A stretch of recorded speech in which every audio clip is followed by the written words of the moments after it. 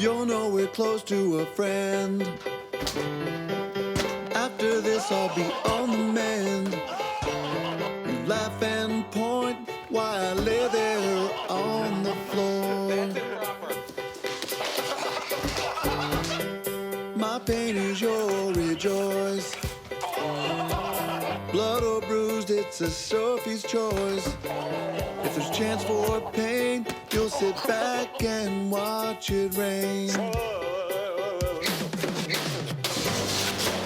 And if I threw a party with dancing candles and a cake, I would find that your gift would be unkind, and the card attached would say, you'll know we're close to a friend. You really hate me, you'll know we're close to a friend. You just don't like me, you'll know we're close to a friend. You despise me, the box score starts right now. I don't know a lot about sports, but I can drink a lot of beer. My motto is simple: C's get degrees. Need a long, inappropriate hug? I'm your man. I think I'm smarter than you, because I probably am. Howard Coward for box score.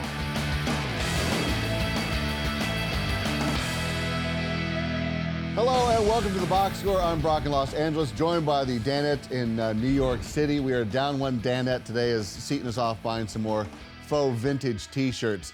David Diehl was in studio today. Paulie, are we looking at the latest member of the DP Show regulars? I think you are. Dave's a great guy. I call him Dave.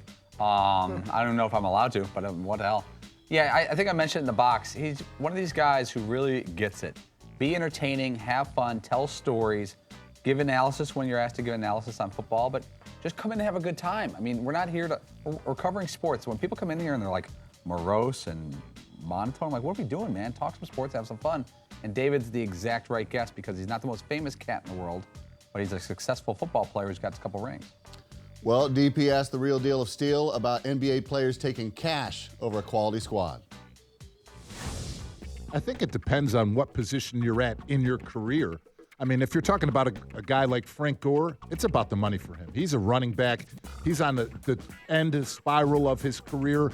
But when you're talking about a guy like Julius Thomas, where he's, 25 years old, 24 years old, or a DeMarco Murray where they're 26, they've got a long, bright future ahead of them in the NFL. And it's for them at their time right now to take that money because you don't know what this game's going to do to you down the road. I mean, look at Victor Cruz 2 years ago. Yeah. If he didn't sign that contract and if he didn't handle himself the way that he did and hold out a little bit and say that he wanted his contract, he'd be sitting here right now with back-to-back injuries and surgeries on 2 seasons to his knees, and he wouldn't have that money that he would have had 2 years ago.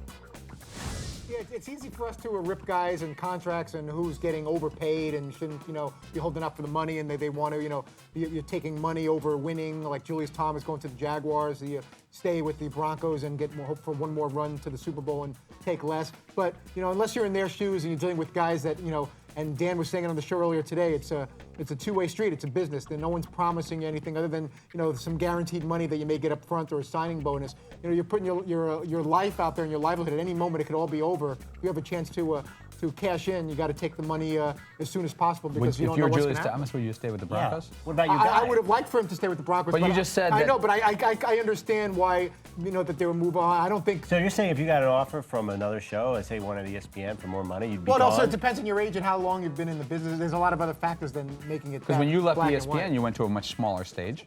I did.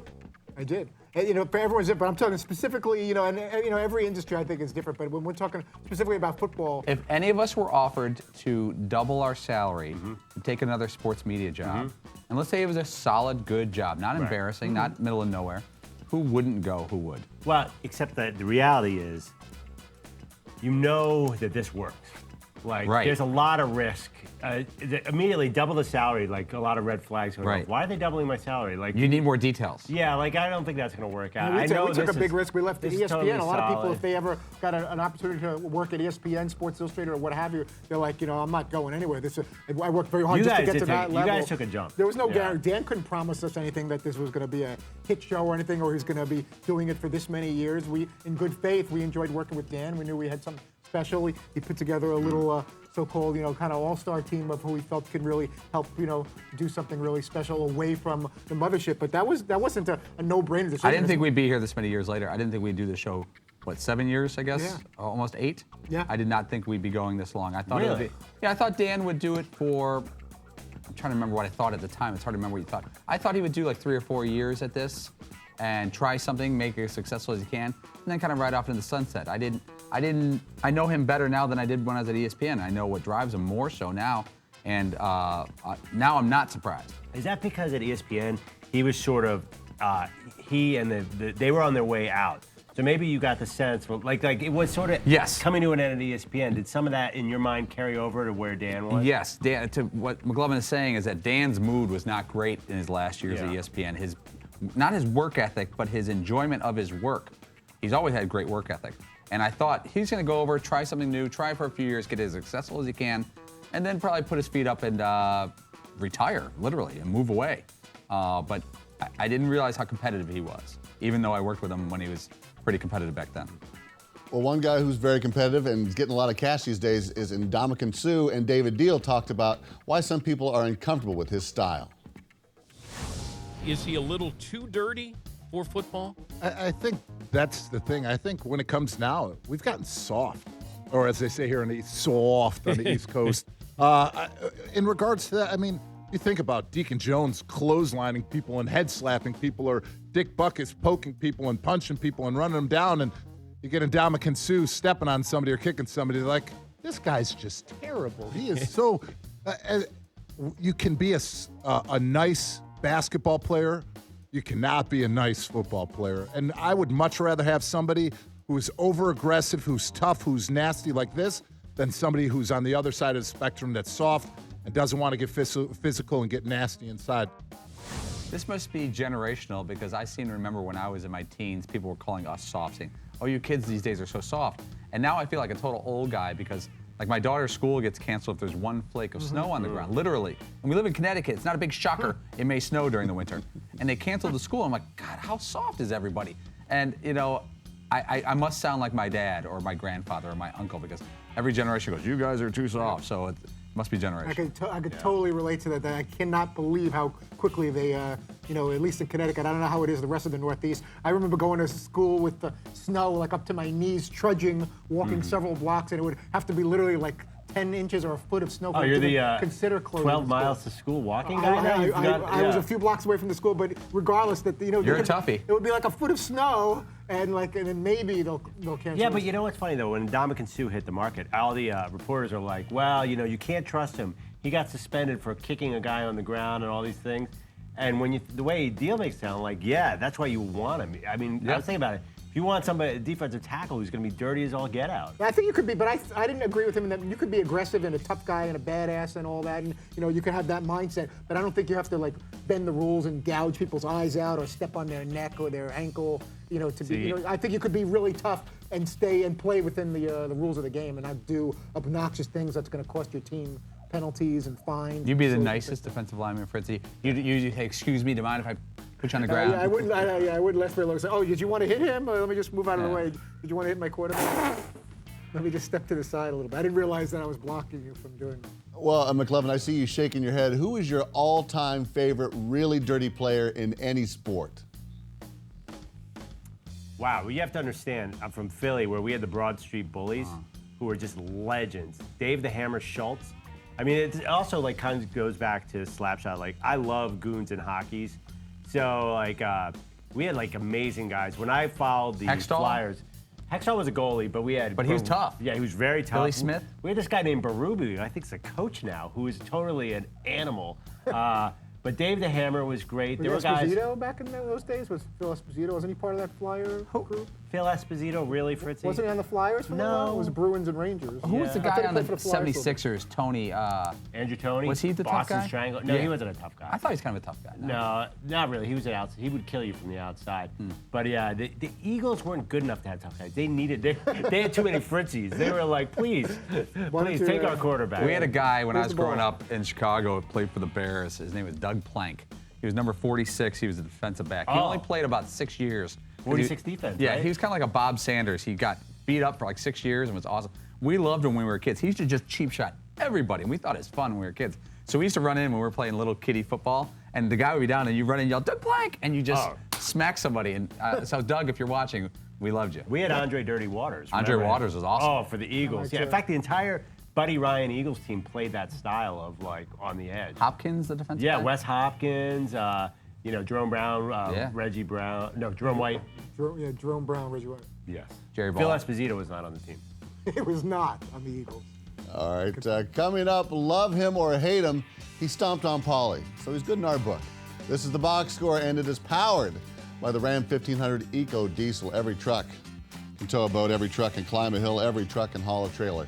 But not everybody has the most fuel-efficient half-ton truck on the road. That's a fact, and you can get more of them at ramtrucks.com. Guts, glory, Ram.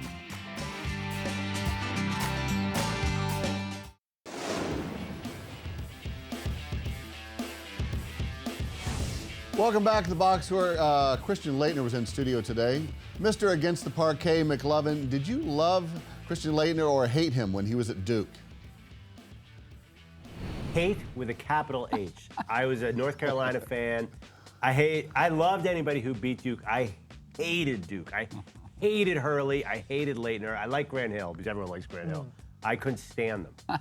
Yeah, I enjoyed watching Duke lose too. Not as much hatred as they didn't lose a lot as you're experiencing, but I liked seeing them lose. Like just the way they had that arrogance about them, especially in the early '90s. And they had a right to be with the back-to-back championships. But I enjoyed watching Duke lose. I loved Laettner. He's my kind of guy. I like that he's honest and direct and doesn't apologize for being better than you. Like if you ask him who's better, you or that guy, he'd be like, oh, I'm better than him. Then McLovin even asked him about beating out some player when he was a freshman. He goes, yeah, it took me about a day and a half to realize I was better than him. You ask him a direct question, he gives you a direct answer. And I think some people think that's cocky, but it's refreshing that someone's direct. And the thing about Laettner, however much you hate him because you ain't him. He was awesome. He was one of the great college basketball players of all time. But you felt that way when he was playing? You weren't on the... I wasn't anti-Duke. I kind of liked him. I liked Hurley a lot. I loved Hurley. And I used to like when they'd play like Hurley against Kenny Anderson of Georgia Tech. But Laettner's one of those guys you're like, God, I would kill for him to be on my team. I would do anything, and I don't care about his personality. Oh, I'm in the hate club. Oh, well, with the documentary I Hate Christian Laettner fresh on his mind, he talked about all of the hate. I didn't know this would happen, Dan, when I was at Duke playing basketball. The only thing I cared about then was being a good basketball player and making my team win. And if the opposing teams or the opposing fans didn't like you, then that's just part of the game because you're trying to beat them. You're trying to kill their team and stomp on their throat and never let them win. And those were the most important things to me at that time. And then when you're 40, 45, and you start to realize how it's all morphing into this other thing, you wish you could go back in time and maybe do things a little different. It's awesome. He's got the delivery of Larry Bird and Stephen Wright, the comedian. He's like, I would like to rip their hearts out and stomp all over them and kill them. And he's right. He's not the same player he was when he was 19, 20, 21, where he just had both middle fingers up at all times. But I enjoyed it because it's refreshing honesty. Well, it doesn't matter whether Paulie loves or hates an athlete. We just know he loves to take a beating from them. You know this well. Where was Timberlake? What happened before this play? What happened before, if you watch the game, Feldhaus or someone pushes me into my hoop, into my defensive hoop. Okay. And I thought it was Timberlake. So then like 20 seconds later, I get fouled and Timberlake's right underneath me. And I just give him a little, like that. And it ain't so bad, but everyone, I mean, what about what Rod Sellers did to me? You saw that. Yeah. He was disappointingly gentle on Paulie. I was really hoping. You did catch it in that clip. I was like, get him! Barely put his I was hoping he was going to pull a Matt Forte and possibly cave in your chest, Paulie. No offense. No offense taken. He's a big dude. I mean, he's bigger in person than I thought he was going to be. He's a full 6'11", and his feet are size 17. So I lay down and I go, I wonder if he's going to give me like a little shot because I don't think he could be nice. You looked like a child. I did. Right next to him. I felt like a child. Huge. His heel was here, and the tip of his toe was right by my pelvis. Ridiculous. And I was like, if he gives me a little jab, it's probably going to hurt my chestal area. And He was very nice and even gave me the help up. You're pretty much injured all over from different things you've Yes. tried anyway. It's going to be on But he's got a lot some of great scar stories to tissue. tell. I think I want this one autographed, though. I don't ask for a lot of autographs, but Nick in the back room woke up and took a few pictures during the break, and we got a nice one of Christian Laettner about to stomp on me, and I'm like this.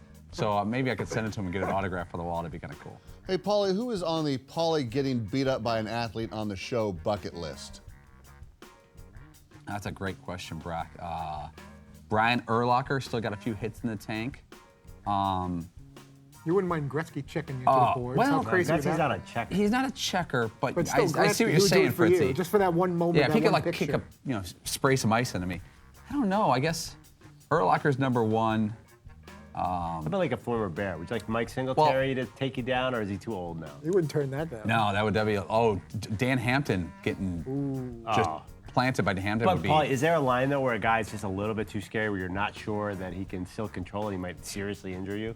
Like Butkus is an older gentleman, and Yeah. I know him a little bit, and I don't think he would do it, but I think he would do it full blast if he We did got to it. find a way to get Jordan so you could take a charge from Jordan where his knee Yeah. ends up on, even if we have to go like Well, we're to his talking. house. You know, it'd be scary, Ronda Rousey or somebody. If we had an MMA Yes. person in here, or Liddell Yeah, I or would- somebody. I would be scared of an MMA person Yeah. because I would say, like, give me a little shot, and for them, a little shot is probably a They lot may harder. think that they're not hitting you too. Yeah. Fritzy, get to booking, but be nice when you're on the phone with him. Coming up, we got some tough sledding ahead.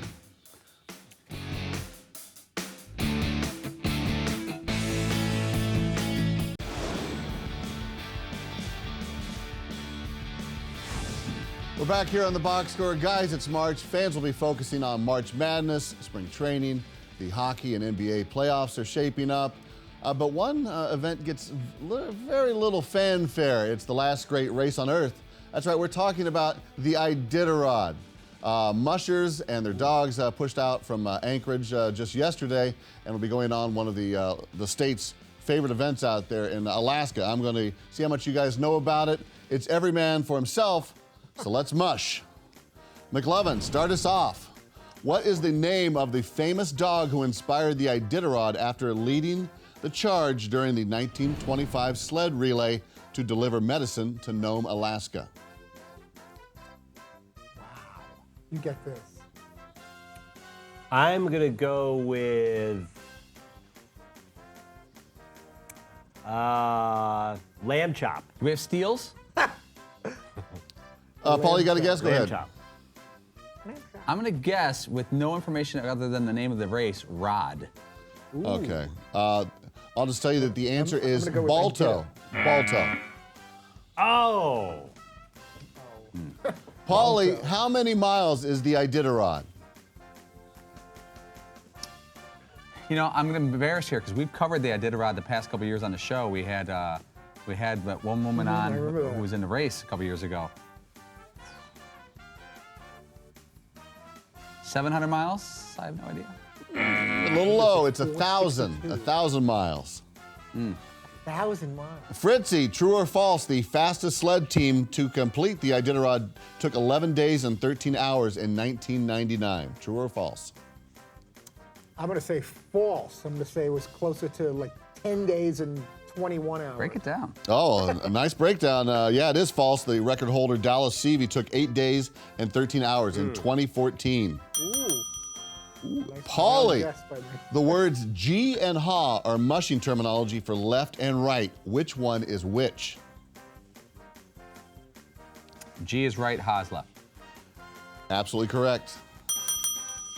Well done, like some sir. military group. Fritzy, what Dan Patrick guest show provided the voice of the lead dog in the 1995 animated film Balto? Which DP guest provided the voice? What year is that? 95. Film? 95? Yeah. Wow. It's like a regular guess? You would need, let's say it's a sort of a pun, freezing, you would need 0 degrees to get to this answer.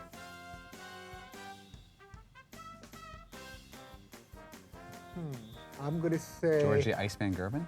Yeah, I was thinking of something with the cold kind of thing. What else? What other 0 name? degrees to get to this person. McLovin Or wants 6 to tap you degrees, on the head. perhaps. Kevin Bacon. Wow, Kev- that's a good job out of you. Kevin Bacon is correct. And finally, Nice McLovin. job. During the 1925 Serum race that inspired the Iditarod, the lead husky that didn't get Balto's fame shared the same name as a Danette. Was it Pabst or was it Fritz? Before I answer that question, can I just state unequivocally that this is the dumbest segment that the producers of the box score have ever come up with? I will debate that. Why? I think He we've loves had his much Iditarod. dumber segments. Well, I don't know. I mean, first of all, this debate's not being heard by anybody because anybody who was watching probably turned the channel. No, Iditarod Yeah. right now, it's they've closed for. The answer's Fritz to that. Fritz. Yes, you are right on all accusations and answers there. Our champion sled dog is... Fritz. I have no idea. I'm not so husky. Paulie won it all. All right. Oh, stick around. We've got a birthday to celebrate. Box score style. Oh, this is the box score, and we are taking a break. And remind you that the Ram Heavy Duty with its best-in-class towing, torque, and horsepower doesn't need one. Guts. Glory. Ram.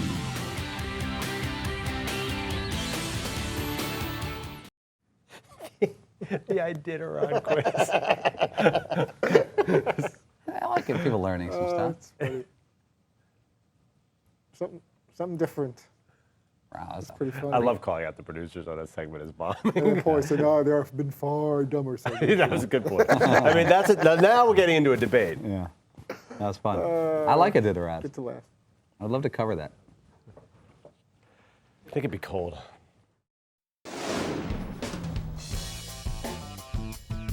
Happy birthday, dear Don. My birthday was last week and nobody cared. Dan grudgingly brought it up in the last segment. Your birthday comes up and all of a sudden people are saying Feliz cumpleaños on air. Callers are calling in to wish you happy birthday. Yom Huledet Sameach, Yom Huledet Sameach, Yom Huledet Sameach, Yom Huledet Sameach. I love it. I love it. Thank you. Did you know that Michelangelo would have been 540 today? Fritzy sent me this note. So Seaton comes in and he has cupcakes. Well, I hope you choke on those cupcakes. Nixon. We are closing up shop here on the box score. So many birthdays celebrated and so many ignored on the show. I understand there's a birthday today. It's the box score's birthday. That's right, happy birthday. A year ago, we relaunched the show. Paulie, I'm sure you guys had it circled on your calendar, much like everyone else's, but you refused to mention it like sort of Todd Fritz birthday. Has anybody ever had their feelings hurt when you guys pulled that prank?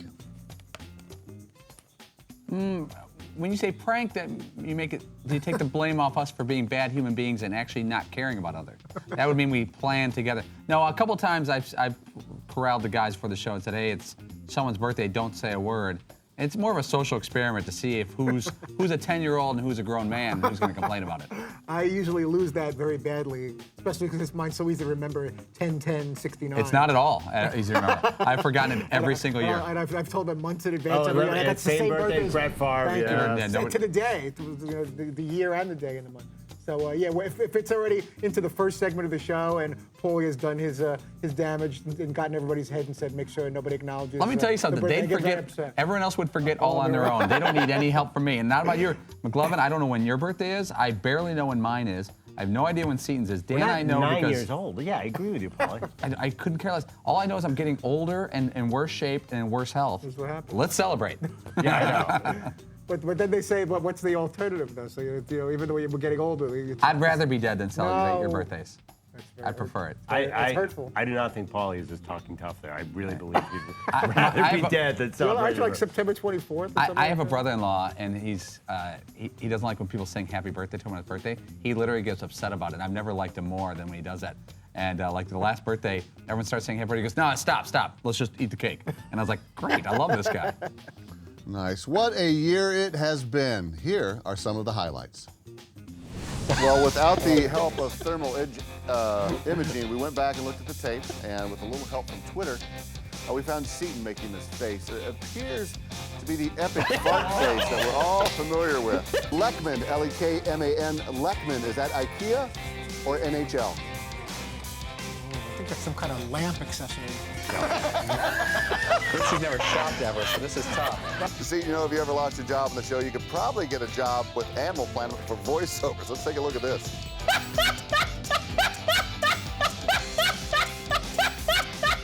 In solidarity with the Danettes and the boys that had to go under the body paint, I give you this, the box score.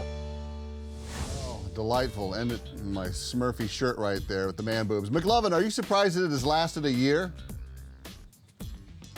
Very surprised. The word shocked came to mind. I was just sort of thinking that. I'm like, wow. I specifically said this will never last a year. Yeah, I think you had it like about a week to 10 days. You said that this morning. Yeah, I remember. I remember the first episode. I said that was a great first and last episode of the box score. Then they wanted it back on the next day. I'm like, all right, whatever. It's been a year, Brock, and you haven't changed at all. You look exactly the same, and your skills haven't really changed at all either. You haven't developed even a bit. Oh, never improved. That's all I always say. Never improved. All right, well, a huge thank you to everyone that's watched us in our infancy. We are heading into our terrible twos. So keep on loving and hating us. Fritzy, who is on tomorrow? Wisconsin basketball coach Bo Ryan will join us as we get ready for our Selection Sunday, see how far they can go with our boy Frank the Tank Kaminsky in the tournament. Rich Eisen will join us as well from the NFL Network, and possibly some other surprises as well. Congratulations, Brock. Thank you, guys. Thanks for watching the box score. We're back tomorrow. Thanks to the whole crew. All 8 of us, I think. There's 8, 6, 7. I'll count them after the show. Cheers, guys. Great work. I don't know a lot about sports, but I can drink a lot of beer. My motto is simple. C's get degrees. Need a long, inappropriate hug? I'm your man. I think I'm smarter than you, because I probably am. Hey, thanks for watching the box score. Holy cow!